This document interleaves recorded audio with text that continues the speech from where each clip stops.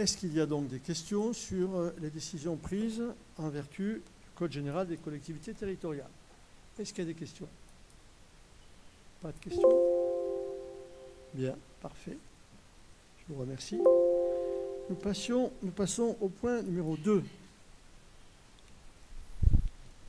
Maintien ou non des fonctions d'adjoint de M. Claverie après retrait de l'ensemble de ses délégations. Par arrêté en date du 17 août 2023, Monsieur le maire a donné délégation de fonctions et de signature à M. Pascal Claverie, premier adjoint, pour assurer la bonne marche des services municipaux dans les secteurs développement économique, emploi, commerce et artisanat. Cette délégation de fonctions et de signature a été rapportée J'arrive du 5 juin dernier en vertu de l'article L2122-18 du Code général des collectivités territoriales. Lorsque le maire a retiré les délégations qu'il avait données à un adjoint, le conseil municipal doit se prononcer sur le maintien de celui-ci dans ses fonctions. Par ailleurs, la délibération dans laquelle le conseil municipal se prononce sur le maintien dans ses fonctions d'un adjoint au maire est adoptée selon les modalités générales et non celles prévues pour l'élection des adjoints, c'est-à-dire à bulletin secret. En conséquence, il vous est demandé de prendre acte du retrait de la délégation de fonctions et de signature de M. Pascal Claverie, de se prononcer sur la nature du scrutin, public ou secret, selon les choix, et de décider ou non du maintien des fonctions de M. Pascal Claverie aux fonctions de premier adjoint après retrait de ses délégations. Est-ce que quelqu'un souhaite intervenir? M. Claverie. Merci, monsieur le maire. Pour le vote, je ne réclame pas de vote à bulletin secret. Vous ferez comme vous voulez. Vous avez décidé, monsieur le maire, de ne pas vous représenter. Pour ma part, j'ai fait de mon mieux ces 5 ans qui m'ont permis de voir l'exercice des responsabilités locales, mais aussi ses limites actuelles. J'ai fait le constat que la ville arrivait au bout d'un cycle politique, économique et surtout sociétal, et qu'il fallait, en conséquence, proposer un nouveau chemin qui réclamera des décisions courageuses pour ne pas continuer comme ces 25 dernières années sans rien changer dans le fond et surtout sur la forme. Je sais pouvoir mettre mes compétences professionnelles et mon expérience au service de la ville pour la redynamiser, relever son niveau de vie. Je veux remercier mes amis présents ici qui m'ont fait l'insigne honneur de me suivre pour leur courage, leur amitié, leur loyauté envers moi, eux qui se font également retirer leur délégation.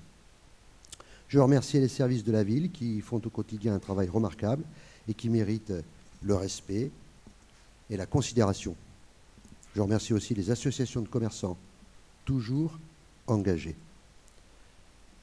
Je n'abandonnerai pas, j'irai au bout de mes idées. J'ai le courage et j'ai la force d'agir pour Tarbes. Je m'en remets aux électeurs et aux électrices tarbaises. Je vous remercie. Y a-t-il d'autres interventions? Monsieur Hervé Charles. Merci, monsieur le maire. Bon, nous considérons que ce type de délibération sur le retrait ou le maintien des fonctions d'adjoint concerne essentiellement la majorité municipale. Nous avons donc fait le choix, avec le groupe Tarbes Citoyenne Écologique et Solidaire, de ne pas participer à ce vote. Et donc, bien évidemment, sur les modalités de la nature du scrutin, nous ne nous prononcerons pas non plus. Ces dernières semaines, la presse locale s'est largement fait l'écho des vicissitudes de votre majorité et nous ne souhaitons pas abonder davantage un débat qui n'intéresse que très peu les Tarbaises et les Tarbais. Nous sommes conscients qu'une campagne électorale a débuté, mais pour notre part, nous restons fortement attachés au mandat qui nous a été confié en 2020 par les électrices et les électeurs tarbais. Et ce mandat doit se terminer dans la plus grande sérénité possible. Nous souhaitons vivement que tout ceci n'ait que très peu d'impact sur la vie municipale, d'autant plus que les questions liées, par exemple, à l'emploi ou à l'attractivité de notre centre-ville font partie des préoccupations de nos concitoyens et que nous ne pouvons pas rester sans réponse devant ces préoccupations. Je vous remercie. Merci, monsieur Lagonal. Merci. Avec cette délibération, il s'agit clairement de sanctionner M. Claverie, le premier adjoint, qui, il y a encore quelques jours, était pleinement intégré à la majorité municipale. Majorité municipale qu'il qualifie, je cite M. Claverie, qu'il qualifie de grande famille où ils se tiennent tous. Cette déclaration en dit long sur la nature des relations internes et ce dont il est question aujourd'hui ne relève pas d'un débat démocratique, mais bien de règlement de compte au sein de la majorité municipale. Ce feuilleton d'une succession marquée par des brouilles, avec ses lettres d'abandon, ses réconciliations express, ses retraits de délégation, relève plus du vaudeville, sincèrement, que d'une conduite municipale sérieuse et responsable. Tarbes mérite mieux que ces querelles de personnes. Nous préférons rester concentrés sur les enjeux de fond pour nos concitoyens et par conséquent, nous ne prendrons pas part à ce vote. Monsieur Laval. Merci, monsieur le maire. On est heureux de vous retrouver. Hein. Oh, ben, de même. Évidemment, vous comprenez bien que si je suis venu, c'est en partie à cause de... Parlez dans le micro, je vous prie. Si je suis venu aujourd'hui, c'est à cause de notamment cette délibération. Il y a quelques mois, j'étais, je crois, la première victime de ce que vous aviez appelé à l'époque un remaniement. Bon, aujourd'hui, comment je dois l'appeler alors, remaniement, ça me semble un peu léger. Je ne dirais pas comme les propos de M. Lagonel, mais quand même, on n'est quand même pas loin de la purge. Or, quand je pense purge, je pense à la fameuse purge qui avait eu lieu à la France insoumise avec Mélenchon, donc plus islamo que gauchiste, qui avait purgé Alexis Corbière, Daniel Simonet et Andric Davy.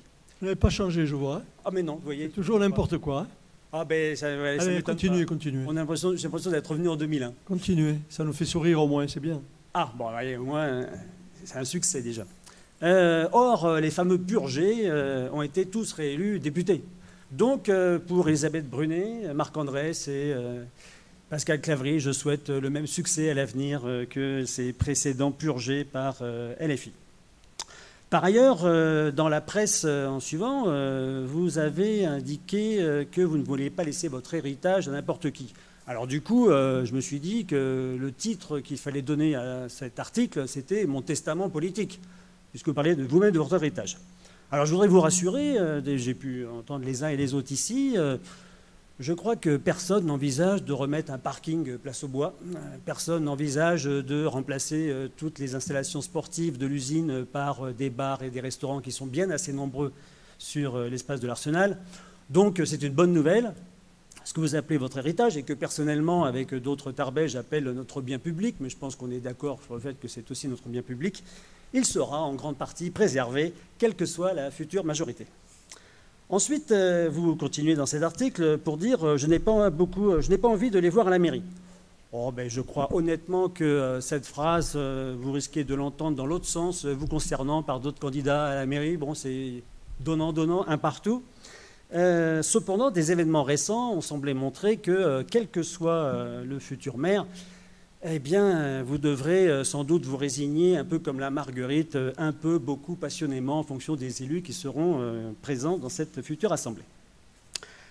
Concernant la crédibilité des élus, bon, personnellement, il est évident que dans quelques semaines, mois, j'en sais rien, j'apporterai mon soutien à une liste électorale et lui apporterai ma crédibilité. Vous le savez, vous et moi, nous avons été élus 4 fois successivement, pas toujours à la même date, en mois 2001, 2008, 2015, 2021, et systématiquement toujours contre des élus de votre parti LR.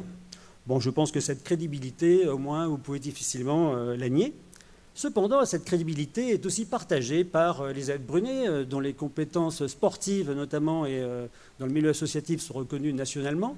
Oui, mais difficilement la nier, comme l'a dit en introduction Pascal Claverie, sur Marc Andrès et Pascal Claverie, sur leurs compétences de chef d'entreprise, qui donnent une compétence de terrain qui, je l'espère, sera utile demain à notre ville pour le bien des Tarbais et des Tarbaises. Pour conclure, je vous rappelle que j'ai lancé une procédure au tribunal administratif et qu'elle est en phase de décision. Alors, cette procédure est un recours contre mon retrait de délégation pour lesquels je crois que vous et moi, nous avons une divergence de vue. Pour vous, le maire peut tout et, vous le savez, je vous l'ai dit dans la presse, il y avait une forme d'humiliation que j'ai vécue, que j'ai mal vécue de votre part. Bon, après, c'est mon avis, hein.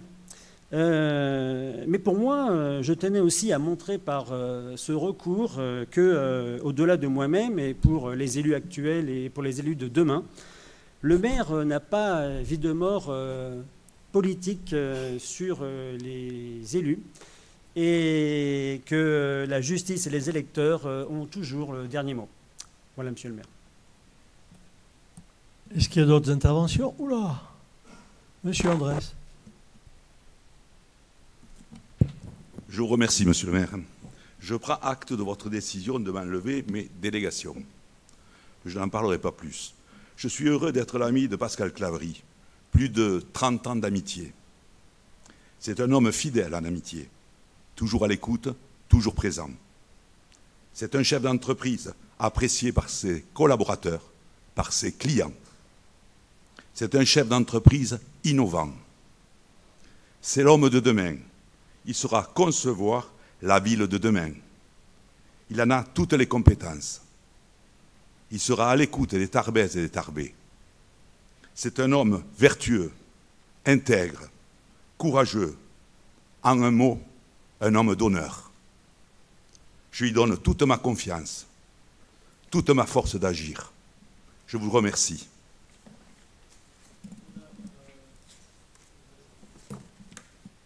Merci. Je veux assurer tout mon total soutien à mon ami donc Pascal Claverie.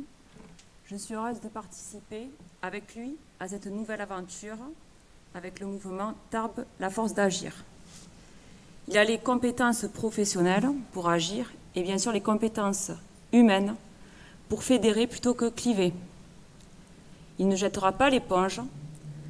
Toute l'histoire de sa vie et ses réalisations le prouvent. Les plus belles compétitions sont celles où les challengers déjouent les pronostics. Dans le match qui s'ouvre, les Tarbaises et les Tarbais seront les seuls arbitres. Merci. Il y a d'autres interventions? Alors rassurez-vous, je ne vais pas répondre à tout ça. Je vais simplement dire que ce qui se passe, c'est d'une consternante banalité. Un premier adjoint, c'est pas rien, qui décide de se présenter. Attends, j'écoute là. C'est son droit.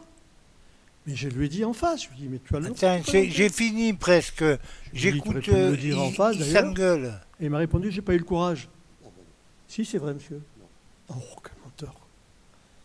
Peu importe. Il a le droit de se présenter avec qui il veut. Avec qui il veut. Avec des élus actuels, avec d'autres personnes qui vont le soutenir. Mais vous comprendrez que, m'étant engagé au service d'une liste qui, je le souhaite, me succédera, menée par Michel Garnier, je ne peux pas décemment demander au premier adjoint qui fait une liste contre nous et qui en plus dit, alors qu'il m'a juré loyauté, la ville de Tarbes a besoin d'un maire honnête. Je trouve ça dégueulasse. Et vous croyez que je vais garder un premier adjoint dans ces circonstances? Mais c'est naturel que je lui enlève ses délégations et qu'il ne soit plus adjoint. Quant aux autres, je ne répondrai même pas. J'arrive dans 5 minutes. Mais je voudrais dire à M. Laval, ce n'est ni une censure, ni un règlement de compte, absolument pas. C'est un processus normal dans le cadre d'un contexte politique. Et je crois que là, ce soir, certains se trompent. Ceux qui sont intervenus, et puis tous ceux qui sont venus dans la salle. Nous ne sommes pas en campagne électorale. Nous sommes en conseil municipal. Il y aura encore 9 mois. Vous pourrez dire tout ce que vous voudrez sur toutes les scènes de Tarbes et d'ailleurs. On n'est pas ce soir en campagne électorale. Monsieur Laval, les raisons qui m'ont amené à vous retirer votre délégation, je préfère ne pas les évoquer ici. Je viens d'évoquer celles pour lesquelles je retire celles de M. Claverie qui me paraissent légitimes. légitime. Il faut être logique, c'est tout. Il n'y a aucune alacrité, aucun sentiment négatif à l'égard de ceux qui vont avec lui. Moi, ce sont ses amis, mais c'est normal. Par contre, quand j'ai demandé à M. Claverie, que comptes-tu faire puisque tu te présentes contre nous, il m'a dit rien. J'ai dit, comment rien? Tu veux rester premier adjoint? Et il a dit, bien sûr. Je lui ai dit, la moindre des dignités d'un élu, quand il a servi pendant quelques années la collectivité, la moindre des dignités, c'est de tirer les conclusions de la décision qu'il a prise en se présentant contre nous. C'est normal. Après, certains disent que ces compétences seront utiles demain. Ben, je regrette qu'elles n'aient pas été utiles aujourd'hui. Ça se saurait, ça se serait vu. Ensuite, il saura concevoir la ville de demain. Pourquoi n'a-t-il pas essayé de concevoir la ville d'aujourd'hui avec nous? Il avait les compétences, les qualités, le pouvoir, il était premier adjoint. Alors c'est bien joli de dire demain je raserai gratis, demain je ferai ceci, demain je ferai cela. Moi, j'ai prouvé au Tarbet ce que j'ai fait en 25 ans.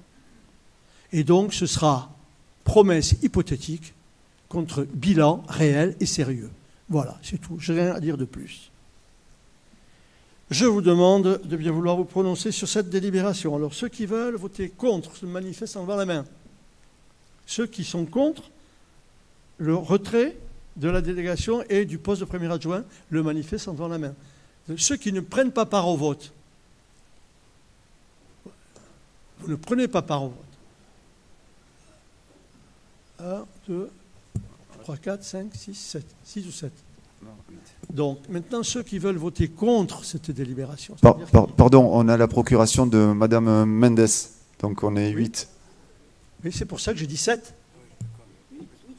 Hein? 8. Ah, tu en avais 2, pardon Hervé, excuse-moi. Pour l'instant, je demande ceux qui veulent voter contre. Ceux qui veulent voter contre. Ceux qui désirent s'abstenir. Voilà, il y en a qui ont des délégations d'absents, c'est normal qu'ils s'abstiennent en fonction de ce qui leur a été demandé. Tous ceux qui sont d'accord avec ma proposition le manifestent en levant la main, avec les pouvoirs. La proposition est adoptée, je vous remercie. Oui. Monsieur le maire, je vous remets la carte bleu, blanc, rouge, comme elle est confiée, ainsi que la clé du parking et la clé de mon bureau. Et je voudrais vous dire, pendant 5 ans, parce que j'ai vu que vous m'avez largement écharpé sur mon activité, pendant 5 ans, j'ai mené une activité dont je n'ai pas à rougir. Je ne veux pas être trop long, mais quand même répondre d'un mot là-dessus. Je ne voulais pas me justifier, mais quand même, j'ai été à Paris, dans plusieurs villes, etc. J'ai fait venir des commerces dans cette ville. Il y en avait 110 de fermés, aujourd'hui il y en a 60. La vacance commerciale est à 14%, à Pau elle est à 14%, et à Lourdes elle est à 25%, malgré tous les efforts qu'ils ont fait, et Dieu sait qu'ils ont fait des efforts. J'ai eu, il y a 48 heures, parce que c'est vrai, c'est un traumatisme quand un commerce ferme, par exemple Burton of London qui ferme, les gens sont contris, et puis Burton of London réouvre, un commerçant se déplace, puisqu'au fond les commerçants essaient de prendre les meilleurs emplacements. Et puis Gamme VR qui ferme, et puis Monsieur Bricolage se déplace. Quand un commerce ferme, un commerce ouvre. Et j'ai eu, il y a quelques jours, Monsieur Bruno Aspe, qui vend des chaussures depuis 40 ans. Il part à la retraite. Il me dit ceci, je paye 7 000 € de loyer. J'ai essayé de vendre mon fonds de commerce, ce n'est pas possible. Alors je veux bien être le bouc émissaire de la situation de cette ville, mais il me dit aussi que la population a changé, que des populations fragiles sont arrivées de pays qui n'ont connu que la guerre. La population change, la ville se paupérise. J'ai fait tout ce que je pouvais. Vous pouvez critiquer, mais on reparlera des solutions. C'est tout ce que je veux vous dire. Et je vous remets la carte et je voudrais vous demander à quelle place, rien du tout. À quelle place je siégerai désormais. Vous allez siéger où vous voulez, là. Vous pouvez y aller tout de suite, d'ailleurs. Il y a une place disponible. Je ne critique rien du tout. Je tire purement et simplement les conclusions d'une situation qui est d'une banalité consternante. Ensuite, je suis heureux d'apprendre que toutes les créations de commerce, c'est grâce à M. Claverie, et que toutes les fermetures, c'est à cause du maire. C'est un peu ça le schéma simpliste qui est présenté aujourd'hui.